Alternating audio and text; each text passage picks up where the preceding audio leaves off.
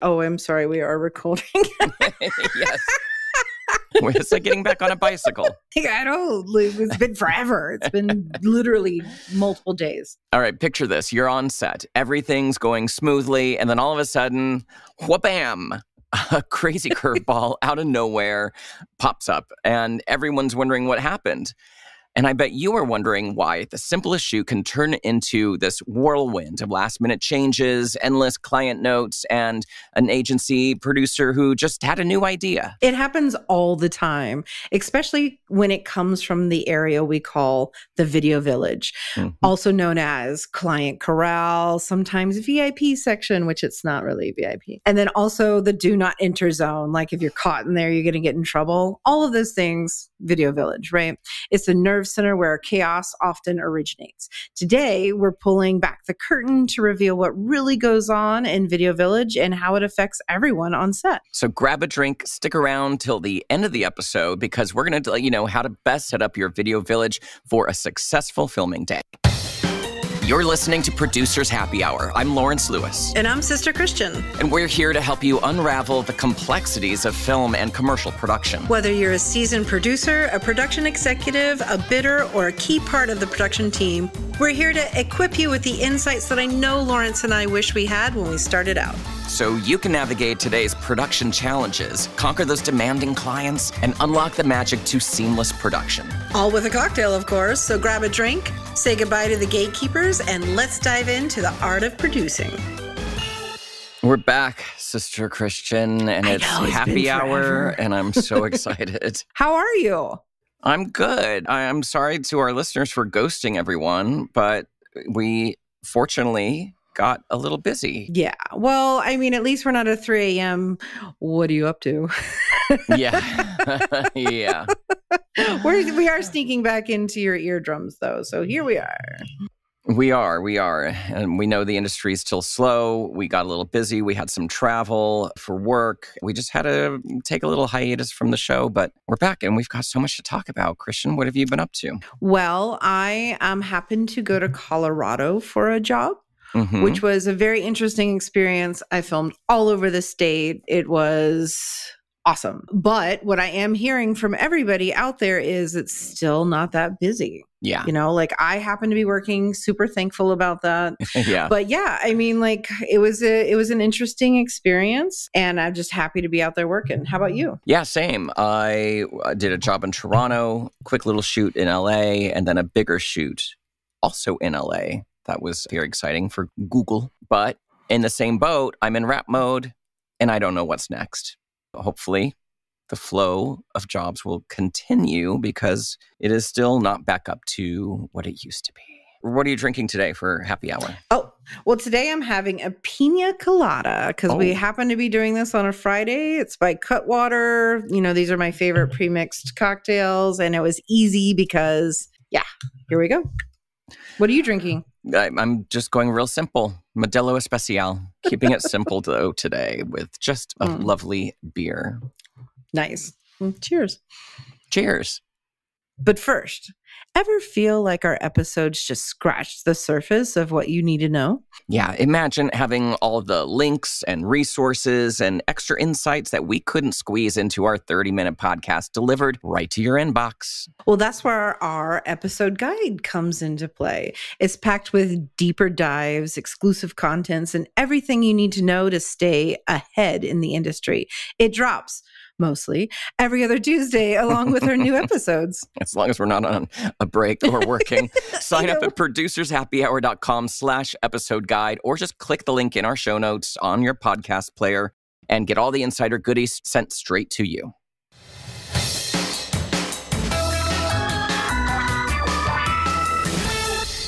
All right, so Christian, let's start with defining what is Video Village. Yeah, I mean, that special area that was super intimidating when I was a PA that I had to run around and get all special stuff for. But then once as a producer, I was in there, I was like, oh, this area can be super fun or this area can be intense at sometimes, right? So basically, when you do a commercial, you have this area called Video Village where the camera feeds come to a monitor. You have all of your stakeholders like your agency, producer, and creatives, and copywriters from the agency, and then probably a couple of clients, marketing people that come in, sitting in this area that has couches, and you try to make it as comfortable as possible because you're basically making them watch what is being filmed and they approve it or have notes on it. Yes.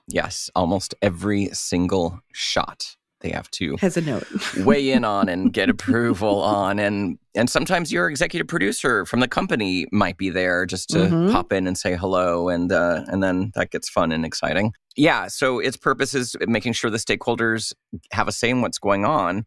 What would you say your biggest Video Village ever was? I think it was 21.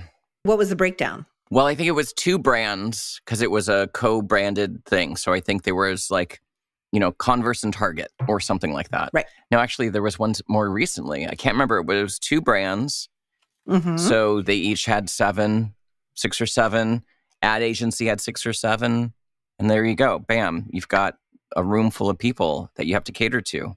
How about you? I was doing a Netflix and Ben and Jerry's crossover that also had an agency. So we had 22 people. Yeah. That's what happens when you do those crossovers. Yeah. Yeah. Everyone's stakeholders, but they're not all used to being in the same room together.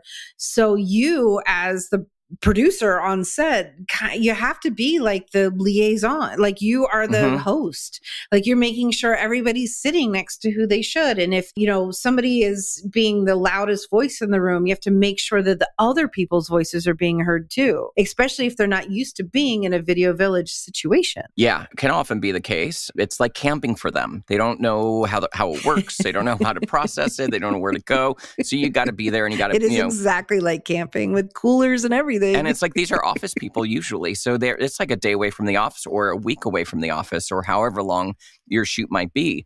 So it's a new experience for some people. Some are old hats at it and they're on sets all the time. So you could have a mixed bag. But for a newer producer or an aspiring producer, I think part of the job that you don't realize until you're standing there, especially when you've got one of the big ones like 22 or whatever, is all of a sudden it's you standing in front of 22 people hosting this filming day.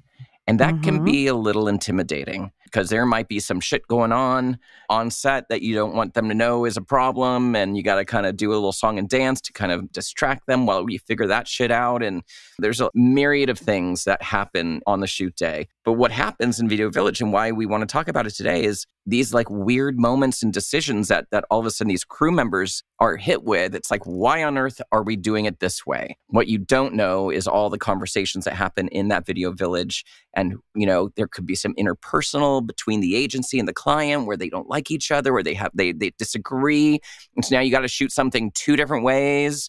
There's just so much that goes on. Producers get a lot of the blame for a chaotic shoot day or changes coming out of the blue. And it's really a committee of people that are making decisions that affect how that shoot day goes. 100%. You just triggered a memory. I was on a Keystone Light job. We had 2 shoot days. Day 1 was the agency that was being fired and it was their last job. And day 2 was the new agency coming in. Oh my God.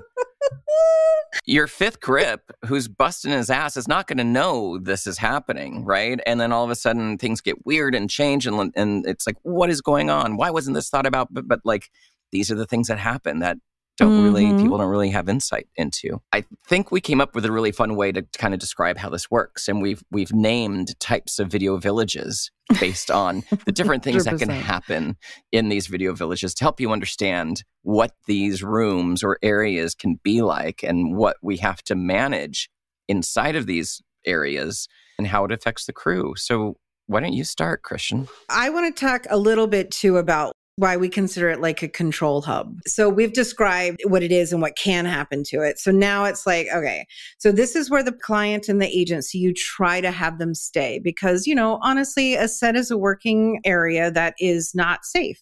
I know I have busted my shin open before, like tripping over a C-stand because I was racing on a stage to set. You know what I mean? Or like you may find that the only place that is safe to have, a monitor up is the backyard of some house in Pasadena. And you try to keep your client and agency corralled in this area so that they're safe, but also so that they can make the decisions because they've now spent, I don't know, $500,000 to come out and do a shoot where we're spending so we're set up for a shot. We're spending maybe 40 minutes on this particular shot and have to move on to the next one. Everybody's eyes have to be on this and they're the ones approving it so that they know that they're getting what they paid for. So all the decision makers are here. And there's things happening like legal, like we can't have anything in the shot that is copywritten right. There's things like product correctness, the product functioning or looking or being used the right way. So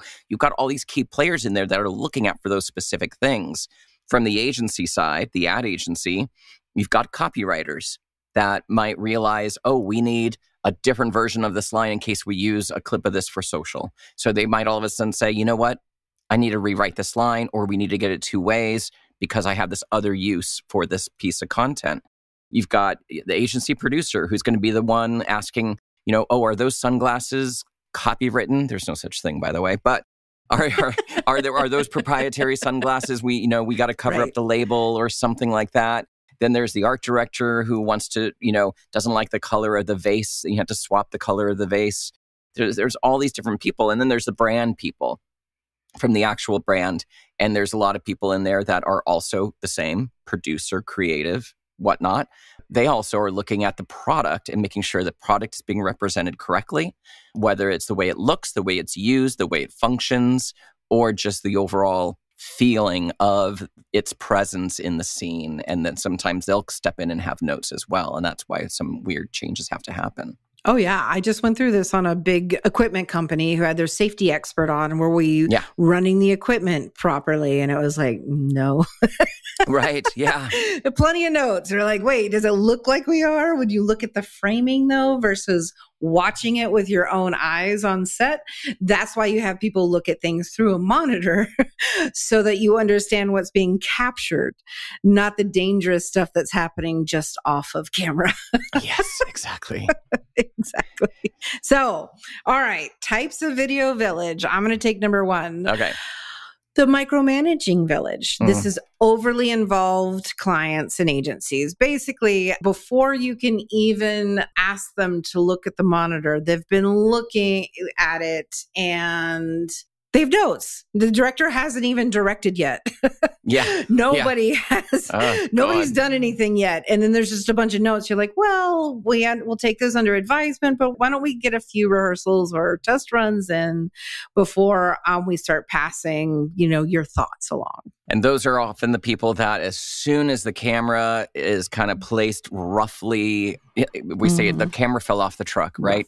It's just put down somewhere and it's pointing at a direction and they're already questioning like, why? I thought we were going to be looking this direction. I thought that was going to be over there. Where's the person supposed to walk in from? I don't see the product. You have to tell them, this is not the shot. I will let you know when the shot is, when we have a frame for you to look at. This is just us setting up. And sometimes what a lot of people do, I know Jordan Brady does this, he will have the monitor go dark until there's a frame to look at. We can talk more about that. Yes, absolutely. I totally agree with that in most instances. Sometimes in order to keep them in the corral that they need to be, so they're not wandering around set or taking a phone call in the middle of the street, or you've lost them to craft service, in order to not do that, I have to have the monitor on. It's like one or the other. The attention spans these days, screen time. Oh, gosh. Yeah. And sometimes they just get too nervous or too anxious. They're like, what's going on? Why don't we see anything yet? And then you just that just doesn't work. All right. The next one we've got is the silent village. Ugh, these are rough on me. Somebody who talks. It's silent because they're all focused on something else. And this happens a lot. Agencies have 6 other projects going on or different versions of the project going on, and they're taking meetings throughout the entire shoot day. They're all looking at their email. They're all in group chats or Slacks or whatever teams. They're just silent, and it's really hard to get anything out of them. And sometimes that can be a little problematic because then they'll just think of something when you've already maybe tried to move on. And they're like, wait, did we have this in that shot? Oh, I've had that. When they're like, can we just play it back from like 8 times ago? I'm like, we can't. Well, it depends on the setup. But sometimes if you're run and gun and you've been playing, like sometimes you can't because it wasn't marked and somebody's on a Zoom going, oh, can I just look at what we did when it came to 5 shots ago? Oh, gosh. You can't. No. Exactly. The next one is I enjoy a green village. The reason why we're calling it green is because there's not an agency, right? And it's just client, and the client doesn't have much set experience. So you get to explain the process to them, right? So we touch on it a little bit in our 7 questions to ask your agency before you start guide. Yes. You should ask like your agency producer or your client producer contact, your counterpart, what their Video Village experience has been before in the past, and you can explain what the expectations are from your end and your director, right? Yeah. Of like, well, like we have this area, just break it down for them so they know what to expect. Because once you get them on set and they're green, there's going to be a ton of questions, like so many questions, to the point where you're just almost giving a class on what production is, which again is best served in a non-defensive, prepared way. Right. And we're going to talk more about that at the end when we talk about how to set up for success, because we got some great pointers for that. The other thing with the Green Village, the new people, is just like you were talking about, the set is relatively dangerous place. Theoretically, people will come in flip-flops or shorts. And especially in LA, it's a hot day, but you're doing a split day and they don't realize how cold it gets at night. And then you've got all these people who are shivering and you have to ask wardrobe for coats. There's a lot of learning that goes into it. It ties into the ongoing commentary village that I want to talk about later. But well, I will tell, like if we're on a stage and we have Video Village, I will absolutely tell everybody to bring a sweater because I'm not going to be able to control a 10,000 ton air unit on top, keeping everything cool because of lights and people working. Lights and equipment, Right. And, I'm sorry, but we're not going to be able to adjust that because, the junior copywriter might have a chill. Yeah. Okay, there's also the distracted village. This is different than the silent village. This is the chatty, distracted. They can't stay engaged in what's actually happening on the monitor. They're joking with each other. They're laughing about another client or another project or something, and then they miss the shots. You got to be like, hey guys, rolling. We're rolling. We're about to roll on the shot. Pay attention without sounding like a jerk, just trying to encourage everyone to look. And then you get the same need for playback or reviews because, I was talking to her about this other thing that, blah, blah, blah, blah, blah. And it's, it's an overly chatty, overly rambunctious, highly caffeinated group of people. Yeah, but then they wind up burning out. They do. And then by the afternoon, you're just like, listen, we need this energy that you brought this morning, but focused energy. It's a tough one. A distracted village can be a lot of fun, but then I get in trouble because, you're either coming across being very aggressive or you've skipped ahead on things because one person has agreed to it, but not everyone saw it. And then you're boned. So yeah, it's a tough one.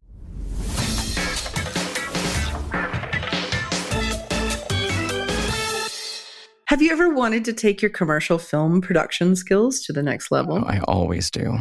Based on that, we've got something special for you. We want you to join us for our very first in-person Producers Boot Camp. That's right. It's super exciting. You're hearing it here first. Yeah. On Sunday, April 28th, 2024, coming up very soon in Santa Monica, California, we, Lawrence and I, are hosting a half-day immersive deep dive into the art of commercial film production. I mean, talk about community and mentorship, right? We're finally got someone kicked us in the ass. His name's Jordan Brady.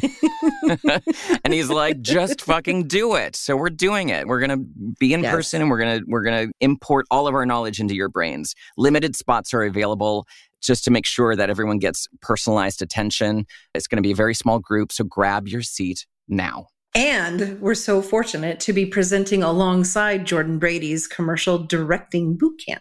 This workshop is your ticket to mastering the intricacies of producing stellar content at top tier levels. That's right. Elevate your filmmaking skills with insights covering everything from deconstructing director's treatments to negotiating agency and client relationships, all from the producer's point of view. This course runs from 9 a.m. to 1 p.m., 4 solid hours, and is only $4.95. Hell, that's a bargain.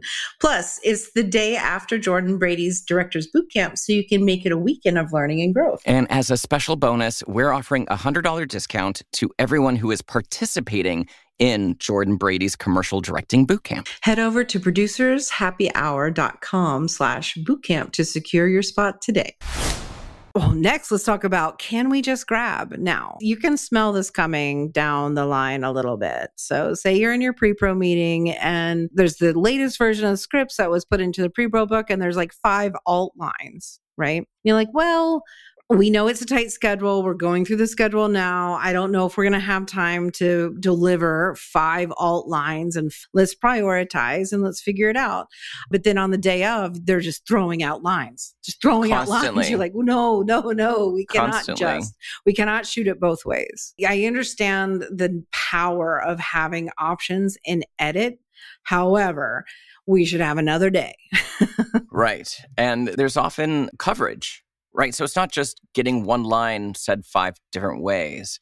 There's coverage. That means you got to do every single angle 5 different times. And if there's 3 or 4 angles, you're now talking about 15, 20 different ways of doing the same thing. And then they want to do it for the other line that the other person has. And then that's now 20 different ways of doing it. And it just really snowballs. You have to say it, though. The Can We Just Grab group, you have to say it like how they say it. What do you, I'm sorry, say it. Can we just grab? Well, it's like, well, can we just grab this one extra line? It always is, it's just such a throwaway. It's like minimizing. We always talk about how we are always minimized. It's just so easy. Can't we just grab this one extra thing? This one extra product shot.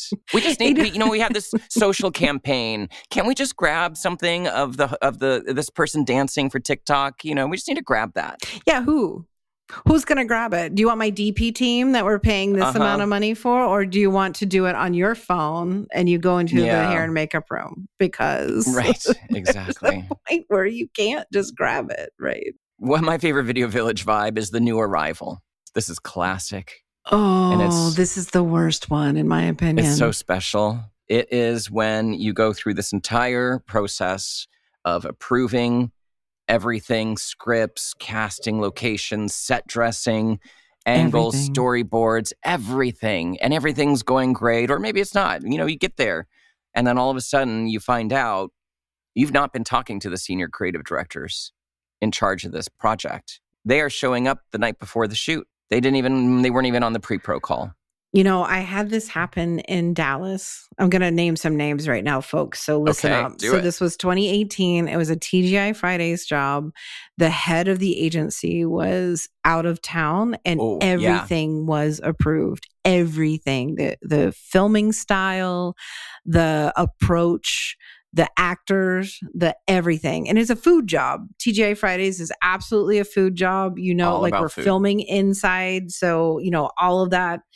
And the head asshole shows up and starts questioning every single decision, every single one. And I kept turning to the person that we thought was in charge. And also the agency producer wasn't there, but the head of production of the agency came to cover for her. And they all just was like, well, I'm sorry, what can we do? Because he says so. Like nothing can be done.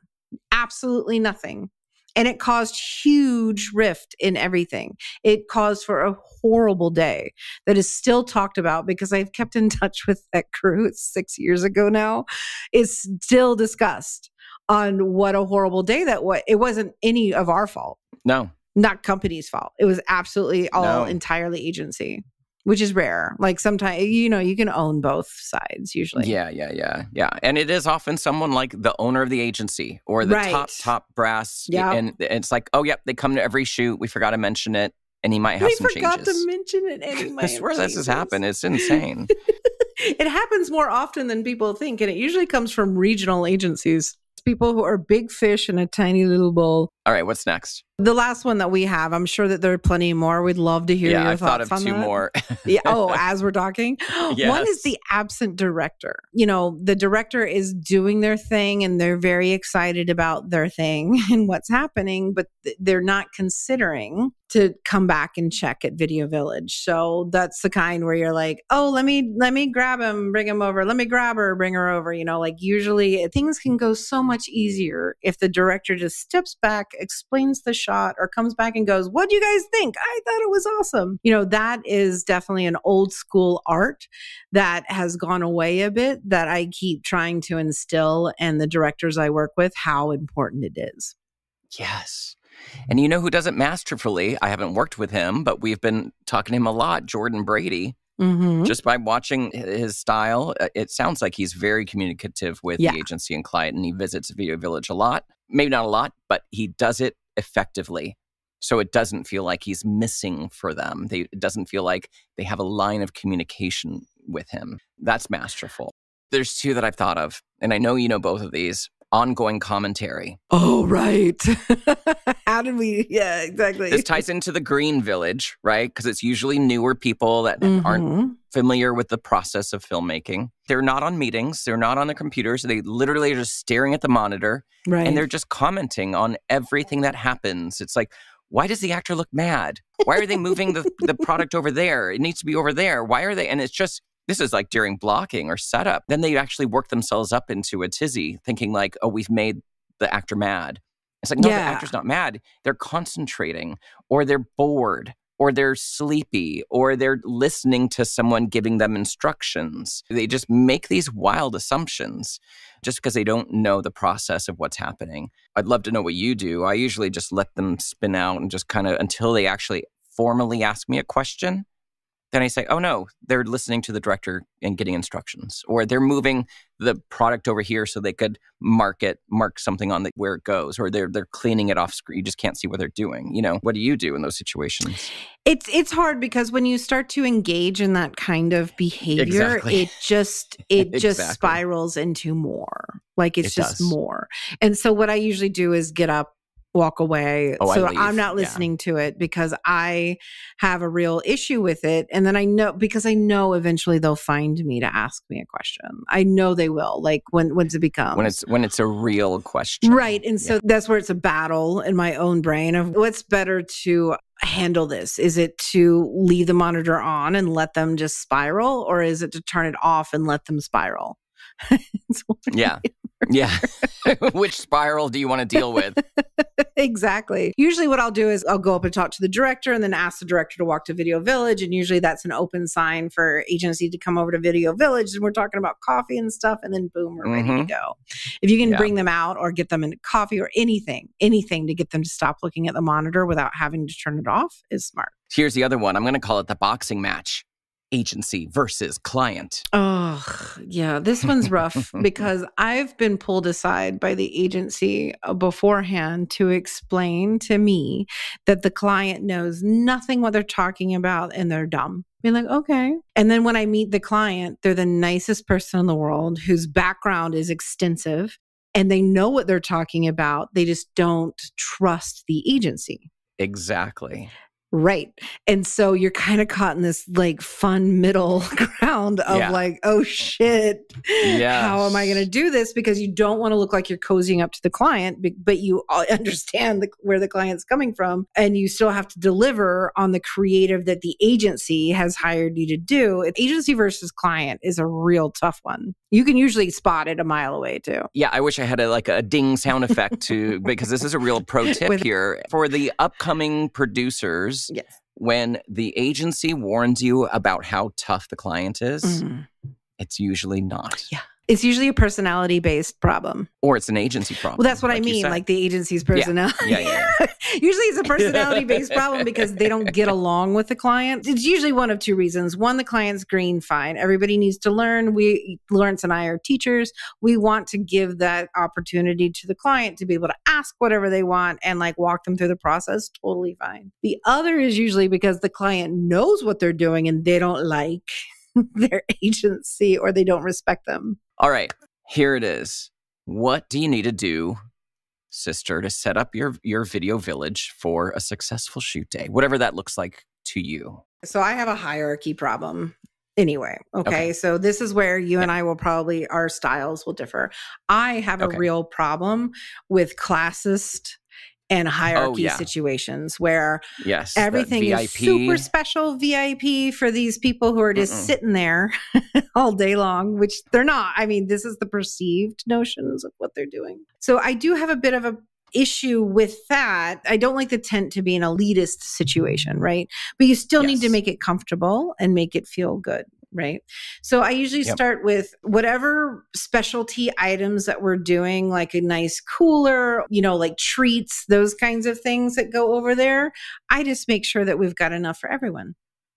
Exactly. Right. Yes. So that, yes, there are special things, but it's not only for a subset group of people.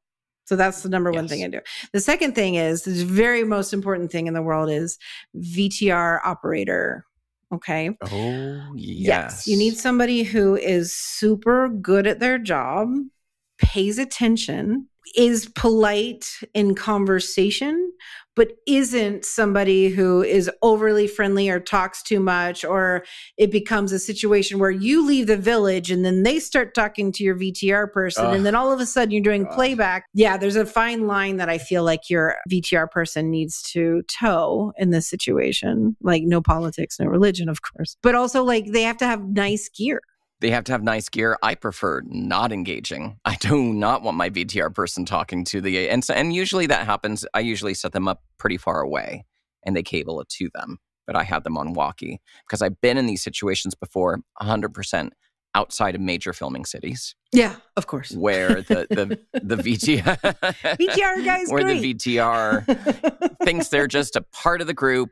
And they engage in every conversation. And I'm just like, tomorrow we need to move them. But the nimbleness, the quick ability to communicate from wherever you are on the set, over walkie or in person, between the script supervisor who can give them the shot and take like that. Because, you're standing there, you don't know the shot and take number. It could be shot, 132 and it's take 16, but, you don't have a way to keep track. So it's like, no, I need to see the third to last take from the last series we did. If you've got a great script supervisor that can communicate the take number to them instantly and they can pull it up super quick, that makes things go much better. If there's a hiccup in that workflow or one of those two people are not up to snuff, it falls apart real quick. I would also like to say that sometimes I have to give up a little bit on personality when you have two cameras that are being wirelessly projected and you've got several mini moves within the day where they're moving all over like an outdoor location. Yeah, like sometimes you have to choose the best person for the physical nature of the job and have to bend a little bit on personality. So there's a little bit of a catch-22 because they're also handling the monitors by camera, right? Now, the environmental setup. This is an important one too because you want it to be comfortable while also being functional. Yes. So you don't want these huge recliners everywhere. I've done a ton of food shoots in my career where, people are literally waiting around 2.5 hours to watch 30 minutes worth of filming and then you start over for 2.5 hours worth of prep again. Right. If you make it too comfortable, you're dead. You're dead. Yeah. That's the other thing. Communication, right? We've talked about this. I've often had agency producers say, should I get on a walkie so we can talk? And it's Hell like, no. Oh, good Lord, no. Hard no. I am so quick on text. You can text me any moment at any time if I step away. But other than that, no, I need to leave the walkies for the crew. What other tips do you have about communication? No open walkies for sure, because I want to be able to speak freely. if you have a sensitive set going on and the actor's not quite getting it, and you have to pass a note in a way that is just like giving direction, and the actor hears it, and they're like, oh, what, me? Like, what? Because sometimes, especially if they're real people, if they're people who are not actors, that they're telling a personal story, they don't know that there's 15 people in a tent watching them. All of a sudden they get like nervous about what they're doing if they've received a note on their behavior. So no open walkies. No open walkies. But pro tip, if you're doing a car shoot, there's often an open walkie in the car with the talent inside of it that's on the back of the process trailer. So always remember, hopefully they're on another channel, but sometimes they're on one. And if you communicate a note, they're going to hear it. And that gets a little awkward if it was not a well-stated note. One thing for me is just the top of the day.